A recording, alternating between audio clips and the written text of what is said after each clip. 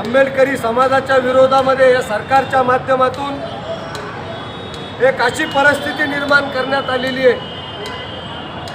परभणीमध्ये doctor Babasaheb Ambedkar यांच्या पुतळ्याजवळ ठेवलेलं संविधान जाणीवपूर्वक एका मनोवाद्याने त्याला फोडण्याचं काम केलं।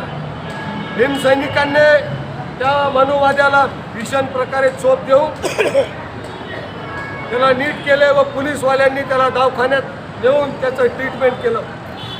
मात्र परभणी जिल्ह्यामध्ये ज्या प्रकारे व्हिडिओ आज व्हायरल होत आहेत त्या प्रकारे परभणी जिल्ह्यातल्या पोलीस प्रशासनाने भीमसैनिकांना लाठ्या काठ्याने बेदम मारहाण करून आज अनेक भीमसैनिक दवाखान्यामध्ये पडलेले। नक्षलवाद्यासारखी आतंकवादी